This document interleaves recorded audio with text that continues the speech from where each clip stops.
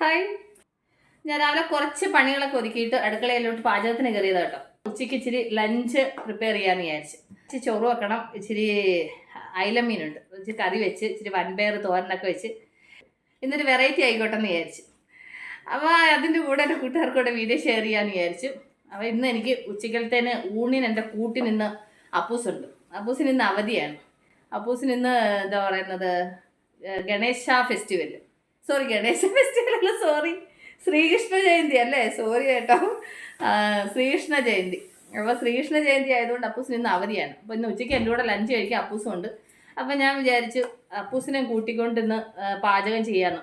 അപ്പോൾ അവൻ എനിക്ക് ഹെൽപ്പ് ചെയ്യാന്നൊക്കെ പറഞ്ഞു. അവൻ ഹെൽപ്പ് ചെയ്യാന്ന് പറഞ്ഞപ്പോൾ അവൻ പോകുന്ന പോക്ക് കണ്ടു. അവൻ ഈ ഭാഗത്തുള്ളവനേ അല്ല, അവൻ ഒറ്റ പോക്ക്. അവൻ ഇവിടുത്തെ സ്ഥലം കാലിയാക്കി. ഓക്കെ, എന്നാലും ഇടയ്ക്ക് കുഞ്ഞ് സഹായിച്ചു തരത്തില്ലേ അമ്മേ? അമ്മയ്ക്ക് തേങ്ങയൊക്കെ തിരുമ്പി തരത്തില്ലേ? നീ അവിടെ നിന്ന് പറഞ്ഞാൽ മതിയോ? ഉറപ്പല്ലേ? കൊച്ചെനിക്ക് തേങ്ങ തിരുമ്പി തരാന്നൊക്കെ പറഞ്ഞിട്ടുണ്ട്. നീ വാ. നീ എവിടെ പോയത്? നിന്റെ ടീഷർട്ടിൻ്റെ സ്റ്റിക്കർ മൊത്തം ഇളകി പോയത്. നീ വീട്ടിൽ കിട്ടുന്നത് അവൻ പറക്കിയിടും കണ്ടോ. അവന് ചെറിയൊരു അഹങ്കാരമുണ്ട്, വേറൊന്നുമല്ല, എന്നെ കാട്ടി ഇച്ചിരി നീളം വെച്ചെന്നുള്ള ഒരു അഹങ്കാര ഭാവം അവനുണ്ട് കേട്ടോ. കാരണം വെച്ച് കഴിഞ്ഞാൽ അവനിപ്പോൾ എല്ലാവരും ഉണ്ടല്ലോ, അവന് ക്യാമറയിൽ നിന്ന് മുകളിലേക്ക് അവൻ ഉയർന്നു നിൽക്കുകയാണ്. അപ്പോൾ അവൻ ആ ഒരു ഇതില്ലാതില്ല. അവൻ എത്ര വലുതായാലും എൻ്റെ മകനല്ലേ അല്ലേ. ഓക്കെ, അപ്പോൾ നീളം വെച്ചതിൻ്റെ ചെറിയൊരു ഇതില്ലാതില്ല. കാരണം വെച്ച് കഴിഞ്ഞാൽ എനിക്ക് നീളമില്ലല്ലോ. അപ്പോൾ നമുക്ക് ഇവരുടെ അടുത്ത് നമ്മൾ കോംപ്രമൈസ് ചെയ്ത് നിൽക്കണമെന്നുണ്ടെങ്കിൽ ഞാൻ ഇച്ചിരി ഹീൽഡുള്ള ചപ്പലൊക്കെ ഇട്ടിട്ട് ഇവരുടെ കൂടെ അഡ്ജസ്റ്റ് ചെയ്ത് നിൽക്കും. എന്നിട്ടാണ് അവൻ തലയാട്ടുന്നുണ്ട്. അവൻ ഭയങ്കര സാധനമേ. അവൻ ഏതാ മുതലെന്നറിയാം നിങ്ങൾക്ക്, ഭയങ്കര സാധനമാണ്.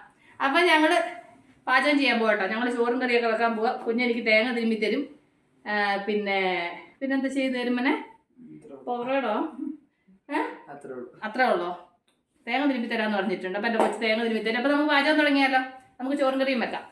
ഞാൻ അരി പോലെ അടപ്പ ഇട്ടിട്ടില്ല. അപ്പോൾ ഞാൻ ആദ്യം അരിക്ക് കുക്കറിൽ വെള്ളം വെക്കട്ട്. അത് കഴിഞ്ഞ് നമുക്ക് മറ്റുള്ള പണികൾ ചെയ്യാം. അപ്പം ചോറ് വെക്കാൻ വേണ്ടിയിട്ട് വെള്ളം അടപ്പ വെച്ചു. അത് തിളയ്ക്കുന്ന നേരത്തിന് ഞാൻ വിചാരിച്ചു ഇച്ചിരി വൻപയറും കൂടെ കഴുകിയിട്ട് കുക്കറിൽ അങ്ങ് വേവിക്കാൻ വെക്കാമെന്ന് വിചാരിച്ചു. ഇത് രാവിലെ കുതിരാനിട്ടത്, അപ്പോൾ നന്നായിട്ട് കുതിർന്നിരിക്കുക കേട്ടോ. അപ്പോൾ ഞാനിത് കഴുകി കുറച്ച് വെള്ളം ഒഴിച്ചിട്ട് ഈ വൻപയറും കൂടെ അങ്ങ് വേവിക്കാൻ വെക്കട്ടെ. അപ്പോൾ വൻപയറും ചോറും ഒരേ സമയത്ത് വേവുകയും ചെയ്യും. ആ സമയത്തിന് നമുക്ക് മീൻ ക്ലീൻ ചെയ്യുകയും മീനിന് വേണ്ടുന്ന കാര്യങ്ങൾ ചെയ്യുകയും ചെയ്യാം. ഞാൻ പയർ കഴുകി കുക്കറിനകത്തിട്ട് ഇതിനകത്ത് കുറച്ച് ഉപ്പും അതിൻ്റെ കൂടെ നമുക്ക് ഒരു തുള്ളി മഞ്ഞൾപ്പൊടിയും കൂടെ ചേർത്ത് കൊടുക്കാം.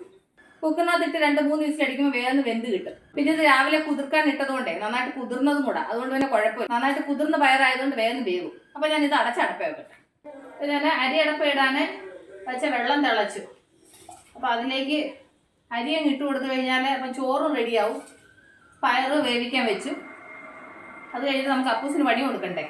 അപ്പൂസിന് നമുക്ക് തേങ്ങ പൊട്ടിച്ചിട്ട് അപ്പൂസിനെ കൂടെ തേങ്ങ തിരുവിക്കാം. ചോറ് എപ്പോഴും നമ്മൾ അരി ഇടുമ്പോൾ ശ്രദ്ധിക്കേണ്ട കാര്യം, ഒരു നണി അരി പോലും പിന്നെ പുറത്ത് പോകാൻ പാടില്ല. ഈ പാത്രത്തിൽ പോലും പറ്റിയിരിക്കാൻ പാടില്ല. അതുപോലെ തന്നെയാണെങ്കിൽ നമ്മൾ അരി കഴുകുന്ന സമയത്ത് ഒരു നണി അരി വെളിയിൽ പോകാനും പാടില്ല. അത് ഞാൻ എപ്പോഴും ഈ അരി അടപ്പ ഇടുന്ന സമയത്ത് പിന്നെ എൻ്റെ വല്യമ്മച്ചിയെ കുറിച്ച് ഓർക്കും. ഞാൻ എപ്പോഴും പറയാറില്ല എൻ്റെ കൂട്ടുകാരോട്. വല്യമ്മച്ചി എന്ന് പറഞ്ഞാൽ ഞാൻ ഒരു ദിവസം ഒരു വട്ടമെങ്കിലും ഓർക്കാതിരിക്കുന്ന ഒരു വ്യക്തിയല്ല. എത്ര വർഷം മുമ്പാണെന്നറിയാമോ? എൻ്റെ 15 വയസ്സിലാണ് എൻ്റെ വല്യമ്മച്ചി മരിച്ചു പോകുന്നത്. പക്ഷേ ഇത് ഇത്രയും വർഷങ്ങൾക്ക് ശേഷവും ഇന്ന് എൻ്റെ ഒരു എവർഗ്രീൻ ആയിട്ട് എൻ്റെ ഉള്ളിൽ നിൽക്കുന്നതെന്ന് പറഞ്ഞാൽ എൻ്റെ വല്യമ്മച്ചിയാണ്. കാരണം ആളെനിക്ക് അത്ര പ്രിയപ്പെട്ടതായിരുന്നു. ഇപ്പോഴും എൻ്റെ വല്യമ്മച്ചി പറയുന്ന ഓരോ വർത്തമാനങ്ങളും എൻ്റെ മനസ്സിനകത്ത് ഇങ്ങനെ ഓടിക്കൊണ്ടേയിരിക്കും. ഞാൻ കുഞ്ഞായിരിക്കുന്ന സമയത്ത്, കുഞ്ഞെന്ന് പറഞ്ഞാൽ ഞാനൊരു 15 വയസ്സെന്ന് പറഞ്ഞാൽ ഒരു 8-10 വയസ്സ് മുതലേ ഞാൻ പാചകം ചെയ്യുമായിരുന്നു. എൻ്റെ വല്യമ്മച്ചിയുടെ കൂടെ അടുക്കളയിൽ ഞാൻ കയറുമായിരുന്നു. അപ്പം ഞാൻ അരി അടപ്പിടുമ്പോൾ എൻ്റെ വല്യമ്മച്ചി ഇങ്ങനെ, ഞാൻ അരി ഇങ്ങനെ പാത്രത്തിൽ നിന്ന് അടപ്പയിൽ ഇട്ട് കഴിയുമ്പോഴേ വല്യമ്മച്ചി വന്ന് ഈ പാത്രം നോക്കും. പാത്രം നോക്കുന്ന സമയത്ത് ഈ പാത്രത്തിനകത്തൊക്കെ ഇങ്ങനെ അവിടെ ഇവിടെയൊക്കെ അരി പറ്റിയിരിക്കുന്ന സമയത്ത് എടുത്തോളം, മക്കളെ ഇങ്ങനെ അരി പാത്രത്തിലെങ്ങും ഇരിക്കാൻ പാടില്ല കേട്ടോ. ഒരു നണി അരി പോലും എൻ്റെ മക്കള് കളയാൻ പാടില്ല. കാരണം നമ്മൾ ഇടുന്ന അരിക്കകത്ത് ഏതിനാ ജീവനുള്ളതെന്ന് പറയാൻ പറ്റത്തില്ല. ആ ജീവനുള്ള ഒരു നണി അരിയാണ് മറ്റുള്ള ചോറുകൾക്കൊക്കെ ജീവൻ കൊടുക്കുന്നത്. അതുകൊണ്ട് അരി ഇടുമ്പോൾ എപ്പോഴും എൻ്റെ മക്കൾ ശ്രദ്ധിക്കേണ്ടുന്ന കാര്യം, ഒരു നണി അരി പോലും കഴുകുന്ന സമയത്തും തറയിൽ പോകാൻ പാടില്ല.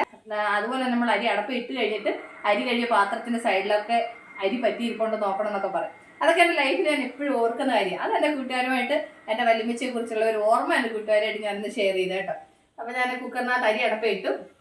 ഇനി നമുക്കിതൊന്ന് ഇളക്കിയിട്ട്, ഞാൻ എപ്പോഴും ചെയ്യുന്നൊരു കാര്യം എന്താണെന്നറിയാമോ, ഇതുപോലെ ചായ അരിപ്പ എടുത്തിട്ട് ഇതിൻ്റെ മുകളിൽ നിന്ന് ഇതുപോലെ ഈ ഒരു പത പോലെ വരുമല്ലോ, അതങ്ങ് നീക്കം ചെയ്യും. എന്നിട്ടാണ് പിന്നെ ഞാൻ കുക്കർ അടച്ചു വെക്കും. അതിനകത്ത് എന്തെങ്കിലും ഉണ്ടെന്ന് വിചാരിച്ചിട്ടല്ല, ഒരു പക്ഷേ നമ്മുടെ കണ്ണിൽ പെടാതെ എന്തെങ്കിലും നമ്മൾ അരി അടപ്പ് ഇടുന്ന സമയത്ത് അതിൻ്റെ ഉള്ളിൽ എന്തെങ്കിലും പോയിട്ടുണ്ടെന്നുണ്ടെങ്കിൽ, എന്തെങ്കിലും ഉണ്ടെന്നുണ്ടെങ്കിൽ അത് ഈ വെള്ളത്തിന് മുകളിൽ ഇങ്ങനെ വരും. സപ്പോസ് ഉണ്ടായാലും, ഉണ്ടാവുമെന്നല്ല, ഇതിൻ്റെ എന്താ പറയുന്നത്, മറ്റേതിന് എന്താ പറയുന്നത്, ഈ സാധനത്തിന് എന്താ പറയുന്നത്, ഇതിൻ്റെ അകത്തൊരു സംഭവം ഉണ്ടല്ലോ, വാഷറല്ല, വാഷറല്ല ഇനി പറയുന്നത് എന്തോ അറിയത്തില്ല, അത് കുറച്ച് ലൂസായിട്ടുണ്ട്.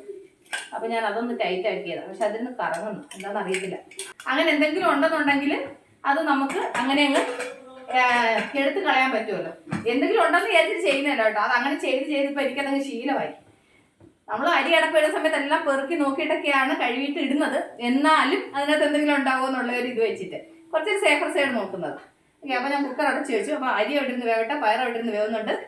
ഇനി നമുക്ക് പിന്നെ മീന് നമുക്ക് കറി വെക്കാം. മീൻ ആക്ച്വലി ഞാൻ ഇതിനകത്ത് കണ്ടില്ലേ, ഇന്നലെ മേടിച്ചോണ്ട് വന്നപ്പോഴേ ഞാനാണെങ്കിൽ എടുത്ത് പാത്രത്തിലിട്ട് വെള്ളം ഒഴിച്ച് ഫ്രീസറിൽ വെച്ചിരുന്നേ. ഇപ്പോൾ എടുത്ത് വെളി വെച്ചപ്പോൾ അതിൻ്റെ ഐസൊക്കെ പോയിട്ട് നന്നായിട്ട് ആയിട്ടിരിപ്പുണ്ട്. ചെറിയ അയിലയാണ്. അപ്പോൾ ഞാൻ ഈ ചെറിയ അയിലെന്ന് കണ്ടപ്പോൾ ഞാൻ വിചാരിച്ചു എന്നാൽ ശരി പച്ച അരച്ചിട്ട് കറി വെക്കാം. അപ്പോൾ ഒഴിക്കാൻ പ്രത്യേകിച്ച് വെക്കുകയും വേണ്ടല്ലോ എന്ന് വിചാരിച്ചിട്ടാണ് ഞാനിപ്പോൾ ചെറിയ അയില കറി വെക്കാൻ തുടങ്ങുന്നത്. നമുക്ക് ഈ അയില ക്ലീൻ ചെയ്യുന്നതിന് മുമ്പായിട്ട് അപ്പൂസിന് പണി കൊടുക്കാം. അപ്പൂസിന് പണി കൊടുക്കണമെന്നുണ്ടെങ്കിൽ തേങ്ങ പൊട്ടിച്ചതില്ല. അപ്പോൾ നമുക്ക് തേങ്ങ പൊട്ടിച്ചാലോ? തേങ്ങ പൊട്ടിച്ചിട്ട് അപ്പൂസിനെ തിരുവാൻ കൊടുക്കാം. ആ നേരത്തിൽ ഞാൻ മീനും ക്ലീൻ ചെയ്യാം. അപ്പോൾ ഞാൻ അന്ന് ഒരു ദിവസം ഇങ്ങനെ തേങ്ങ പൊട്ടിക്കുന്ന സമയത്തേ ഈ തേങ്ങ ശരിക്കും പൊട്ടിയില്ലായിരുന്നു. എൻ്റെ കൂട്ടുകാരിൽ ആരോ ഒരാൾ എനിക്ക് പറഞ്ഞു തന്നതാ. ഇതിൻ്റെ ഈ സൈഡിലായിട്ട് ഇങ്ങനെ ഒരു അതിനെന്താ പറയുന്നത്, ഒരു വര പോലത്തെ സംഭവം ഉണ്ടല്ലോ. അപ്പോൾ അതിൻ്റെ മേളിൽ അടിച്ചു കഴിഞ്ഞാൽ തേങ്ങ പക്ക പൊട്ടുമെന്ന്. പക്ഷേ ഞാൻ പിന്നെ അതങ്ങനെ ട്രൈ ചെയ്തു. പക്ഷേ ഞാൻ അങ്ങനെ ഒരു പ്രാവശ്യം അങ്ങനെ ട്രൈ ചെയ്തപ്പോൾ കറക്റ്റായിട്ട് റൗണ്ടായിട്ട് പൊട്ടി കേട്ടോ. അപ്പം ഞാൻ അന്നേരം എൻ്റെ മനസ്സിൽ വിചാരിച്ചു, ഇതേമേ നമുക്കറിയാത്ത കാര്യങ്ങൾ എന്തെല്ലാം കാര്യങ്ങൾ മറ്റുള്ളവർക്ക് അറിയാം. അപ്പോൾ ഓരോ ചെറിയ ചെറിയ കാര്യം, പക്ഷേ എങ്കിൽ അത് നമ്മളൊന്ന് ചെയ്ത് നോക്കുമ്പോഴാണ് അതിൻ്റെ സത്യാവസ്ഥ യാഥാർത്ഥ്യം എന്താണെന്നുള്ളത് മനസ്സിലാവുന്നത്. അപ്പോൾ നമുക്ക് ഇന്ന് അതുപോലെ കട്ട് ചെയ്യാം. എൻ്റെ കൂട്ടുകാർ പറഞ്ഞു തന്ന രീതിയിൽ തന്നെ ഞാൻ തേങ്ങ പൊട്ടിക്കുന്നതായിരിക്കും. ആ കറക്റ്റ് ആ ലൈനിൽ തന്നെ വെട്ടണമെന്നാണ് പറഞ്ഞത്. അപ്പോൾ അത് കറക്റ്റായിട്ട് റൗണ്ടായിട്ട് മുറിയുമെന്നാണ് പറഞ്ഞു തന്നെ. കണ്ട, ഞാൻ പറഞ്ഞു തന്നില്ല, എൻ്റെ ഫ്രണ്ട്സ് പറഞ്ഞു തരുന്നത് എത്ര കറക്റ്റായിട്ടുള്ള കാര്യമായിരിക്കുന്നു. അതാരെ പറഞ്ഞതിന് പേര് ഓർക്കുന്നില്ല കേട്ടോ, അതുകൊണ്ട് പറഞ്ഞത്. പക്ഷേ എങ്കിൽ നോക്കിയേ എത്ര കറക്റ്റായിട്ട് പക്കയായിട്ട് പൊട്ടി കിട്ടിയെന്നുണ്ടോ. 2-3 വെട്ട് വെട്ടിയപ്പോഴത്തേന് തേങ്ങ പൊട്ടി കിട്ടി. ഇല്ലെന്നുണ്ടെങ്കിൽ തേങ്ങ പൊട്ടാൻ വേണ്ടിയിട്ട് എന്തോരം നേരം കിടന്ന് ഇത് ചെയ്യണം, എന്നിട്ട് 4 പീസായിട്ട് മുറിയുകയും ചെയ്യും. കൂട്ടുകാർ പറഞ്ഞു തന്നതിപ്പോൾ ഞാൻ അങ്ങനെയാണ് തേങ്ങ പൊട്ടിക്കുന്നത്. അങ്ങനെ പൊട്ടിക്കാൻ തുടങ്ങിയത് പിന്നെ തേങ്ങ ഇങ്ങനെ കറക്റ്റായിട്ട് മുറിഞ്ഞ് വരാറുണ്ട് കേട്ടോ. Thank you so much. എനിക്ക് പറഞ്ഞു തന്നത് ആരാണായാലും അവർക്ക്. കാരണം വെച്ച് കഴിഞ്ഞാൽ പേര് ഓർക്കുന്നില്ല, അതുകൊണ്ടാണ് അങ്ങനെ പറഞ്ഞത് കേട്ടോ. ഓക്കെ, അപ്പം തേങ്ങാവെള്ളം കിട്ടി. തേങ്ങാവെള്ളം എൻ്റെ വീക്ക്നെസ്സാണ്. എനിക്ക് എപ്പോൾ തേങ്ങാവെള്ളം കിട്ടിക്കഴിഞ്ഞാലും എന്താ പറയുന്നത്, അത് ഞാൻ കുടിക്കും. ഈ തേങ്ങാവെള്ളം കുടിക്കുന്ന സമയത്ത് ഞാനൊരു കാര്യം പറയട്ടെ എൻ്റെ കൂട്ടുകാരോട്. എൻ്റെ കൊച്ചിലേക്ക് ഈ മാർച്ച് ഏപ്രിൽ സമയങ്ങളിലാണെന്നുണ്ടെങ്കിൽ നമ്മുടെ വീടിൻ്റെ അടുത്താണെന്നുണ്ടെങ്കിൽ ഒരു ഫാമിലി ഉണ്ട്, അവരുടെ വീട്ടിലാണെന്നുണ്ടെങ്കിൽ ചൂട് സമയത്താണെന്നുണ്ടെങ്കിൽ തേങ്ങയാട്ടാൻ നേരത്തെ എന്നാ ചെയ്യുന്നത്, തേങ്ങ എല്ലാം ഇങ്ങനെ അടത്തിയിട്ട് ഇങ്ങനെ അവിടെ ഉണക്കിയിട്ടേക്കും. അത് കഴിഞ്ഞിട്ട് മാർച്ച് ഏപ്രിൽ സമയത്ത് വെയിലിൻ്റെ സമയമാകുമ്പോൾ എല്ലാം ഇങ്ങനെ പൊട്ടിക്കും. എല്ലാം ഇങ്ങനെ പൊട്ടിച്ചിട്ട് പിന്നെല്ലാം ഉണക്കാൻ വെച്ചിട്ട് ഉണക്കി മില്ലിൽ കൊണ്ടുപോയി വെളിച്ചെണ്ണ ആട്ടി, എന്നിട്ട് അതിൻ്റെ പിണ്ണാക്ക് എന്തോരം ഞങ്ങൾ തിന്നുമായിരുന്നെന്നറിയാമോ, തേങ്ങാ പിണ്ണാക്ക്. പക്ഷെ ഇന്ന് ആരെങ്കിലും കഴിക്കുമോ അത്? സത്യം പറഞ്ഞു കഴിഞ്ഞാൽ അന്നൊക്കെ ആണെങ്കിൽ തേങ്ങാ പിണ്ണാക്ക് എന്നാ ടേസ്റ്റിലായിരുന്നു കഴിക്കുന്നത്. ഇന്ന് ആർക്കും വേണ്ട. ഓക്കെ, അത് പറഞ്ഞു തന്ന കാര്യം വെച്ച് കഴിഞ്ഞാൽ ഈ തേങ്ങാവെള്ളം. അപ്പോൾ എന്ത് ചെയ്ത് ഈ തേങ്ങ പൊട്ടിക്കത്തില്ലേ, ഈ തേങ്ങ പൊട്ടിക്കുമ്പോഴെല്ലാം വെള്ളം ഓരോ പാത്രത്തിനകത്ത് ചരുവത്തിനകത്ത് നിറയെ വെള്ളം ഉണ്ടാവും. ആ മാർച്ച് ഏപ്രിൽ സമയത്ത് ആ വീട്ടിൽ പോയിട്ട് തേങ്ങാവെള്ളം കുടിച്ച് ഞങ്ങളുടെ ഊപ്പാട് വരുമായിരുന്നു. അങ്ങനത്തെ ഒരു ഓർമ്മ ഇപ്പോൾ തേങ്ങാവെള്ളം കുടിച്ചപ്പോൾ ഓർമ്മ വന്നു. അതെൻ്റെ കൂട്ടുകാരായിട്ട് പറഞ്ഞതേ ഉള്ളൂ. അതുപോലെ തന്നെ ആ തേങ്ങ ഉണങ്ങിയ തേങ്ങകളല്ലേ കൂടുതലുണ്ടാവുന്നത്. ആ തേങ്ങ പൊട്ടിക്കുന്ന സമയത്ത് അതിൻ്റെ ഉള്ളിലാണെങ്കിൽ ഒരു വെളുത്തിട്ടൊരു സംഭവം പോലെ സ്പോഞ്ച് പോലത്തെ ഒരു സാധനം കിട്ടും കേട്ടോ. അതിന് നൊങ്ങെന്ന് എന്തോ അതിന് പറയുന്നതെന്ന് തോന്നുന്നു. അപ്പം അത് തിന്നാൻ ഭയങ്കര ടേസ്റ്റാണ്.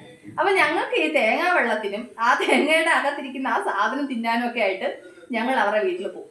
അവരുടെ വീട്ടിൽ പോയിട്ട് നമ്മൾ ശരിക്കും തേങ്ങാവെള്ളവും കുടിക്കും, എന്താ പറയുന്നത്, ഈ സാധനവും തിന്നും. ചിലപ്പോൾ ഞങ്ങളുടെ അമ്മയായിരിക്കും ചിലപ്പോൾ അവിടെ പണിയെടുക്കാൻ പോകുന്നത്. അപ്പോൾ അമ്മയുടെ കൂടെ അങ്ങ് പോകും. അമ്മയുടെ കൂടെ അങ്ങ് പോയി കഴിഞ്ഞിട്ട് ഇതൊക്കെ കുടിച്ചും തിന്നും ഒക്കെ അവിടെ നിൽക്കും. അപ്പോൾ ഇതൊരു ഓർമ്മ വന്നു, അതൊരു കൂട്ടുകാരായിട്ട് പറഞ്ഞതാട്ടോ.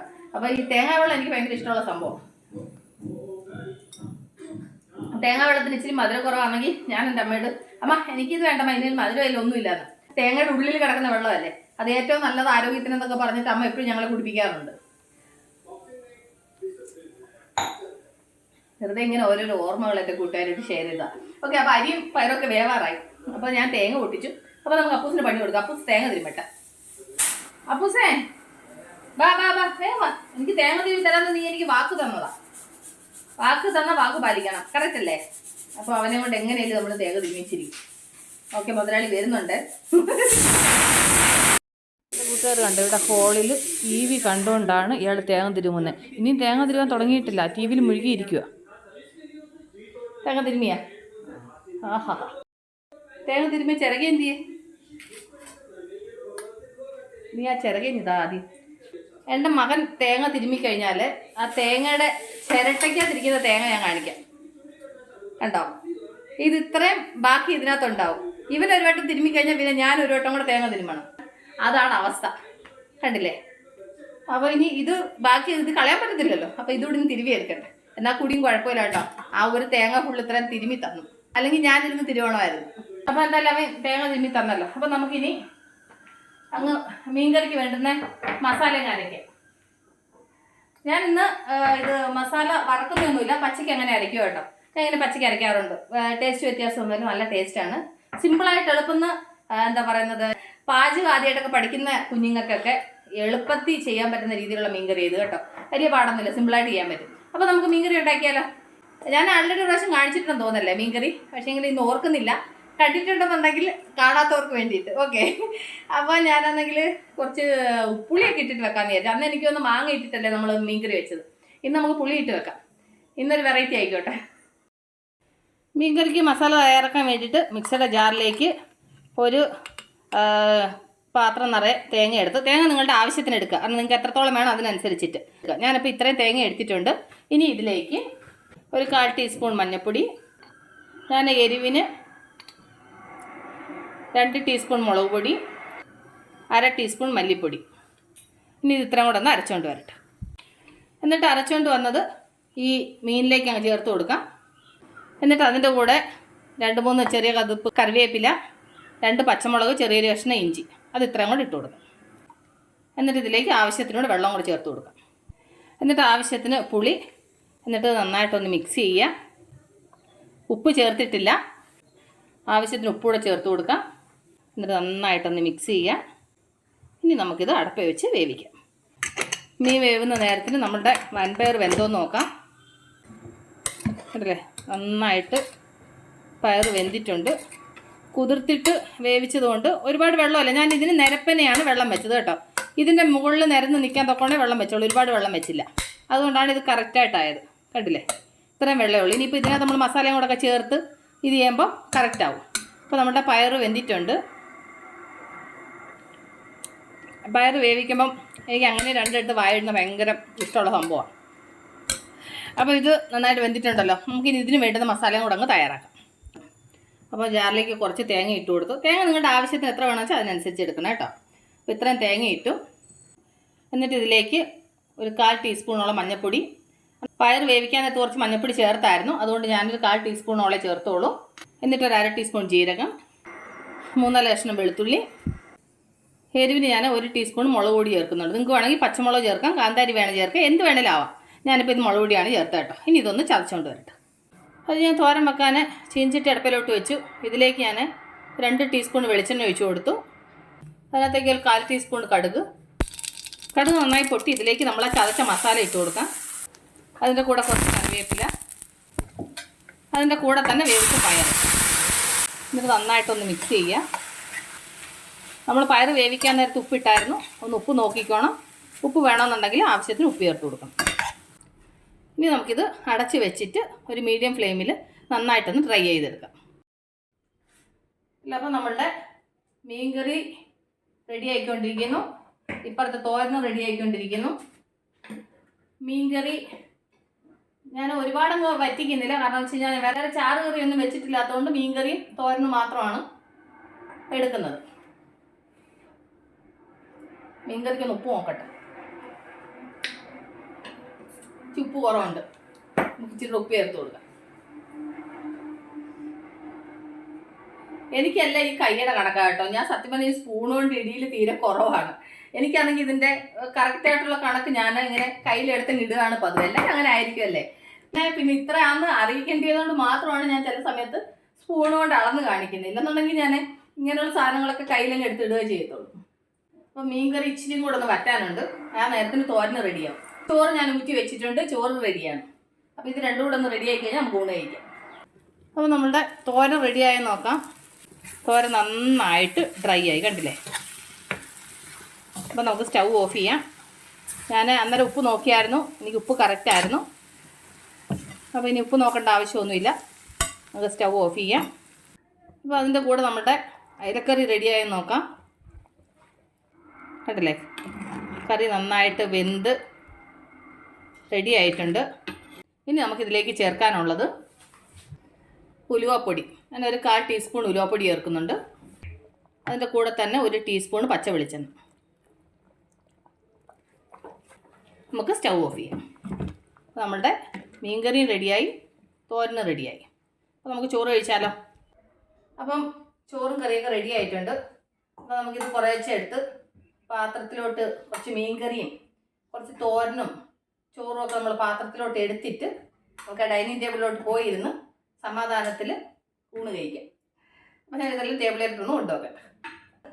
ആരെങ്കിലും ഒരാൾ കൂടെ ഉണ്ടല്ലോ എന്നുള്ളൊരു സമാധാനം ഇന്ന്. അല്ലെങ്കിൽ എന്നും ഞാൻ ഒറ്റയ്ക്കല്ലേ ഊണ് കഴിക്കുന്നത്. ഇന്നൊരാൾ കൂട്ടിനുണ്ട്. ഒരാൾ തേങ്ങയും തിരുമ്മി തന്നിട്ട് വന്ന് കിടന്ന് ഉറക്കം നോക്കിയേ. അപ്പം ഞങ്ങളുടെ ലഞ്ച് റെഡിയായി. അപ്പോൾ ഇനി ചോറ് കഴിക്കട്ടെ.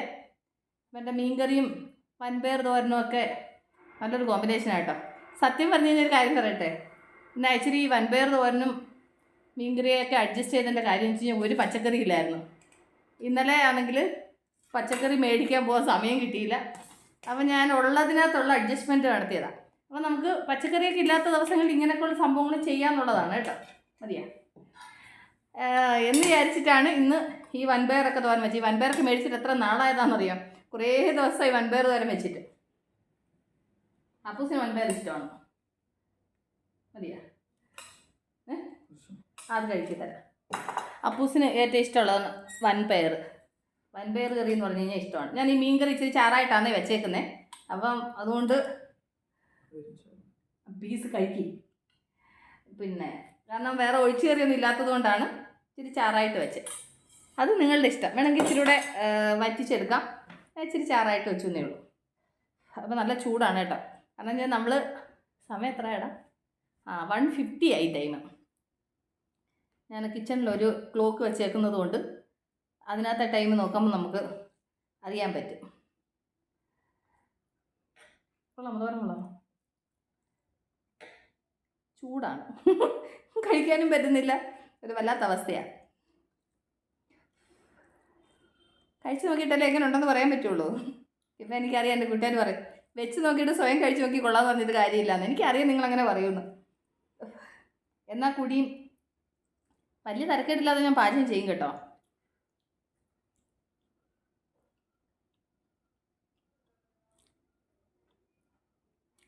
നന്നായിട്ടുണ്ട്. ഞാൻ ചെയ്തതുകൊണ്ട് പറയുമല്ല. മീൻകറിയും വൻപയർ തോരനൊക്കെ അടിപൊളിയായിട്ടുണ്ട്. എങ്ങനെയുണ്ട് അപ്പൂസേ ലഞ്ച്? കൊള്ളാം അല്ലേ? അപ്പൂസ് എനിക്ക് തേങ്ങ തിരുമ്മി തന്നിട്ട് എന്താ പറയുക, എഴുതാനെന്തോ ഉണ്ടെന്ന് പറഞ്ഞിട്ട് ബുക്ക് എടുത്ത് അവിടെ വെച്ചിട്ട് അപ്പൂസ് നല്ലൊരു ഉറക്കം കഴിഞ്ഞിട്ട് എഴുന്നേറ്റിരിക്കുക. അപ്പോൾ ഞങ്ങൾ ഈ ചോറൊന്നും കഴിച്ച് കഴിഞ്ഞിട്ട് അപ്പോൾ നമ്മുടെ ഈ ചെറിയൊരു വ്ളോഗ് ഇവിടെ ഞാൻ വൈൻഡപ്പ് ചെയ്യാണ്. അപ്പോൾ നമ്മൾ ഉടൻ തന്നെ അടുത്ത വീഡിയോ ആയിട്ട് വീണ്ടും കാണുമ്പോൾ ടേക്ക് കെയർ. ബൈ പറയടാ. അവനെന്തോ ആലോചിച്ചുകൊണ്ടിരിക്കുക. ബൈ.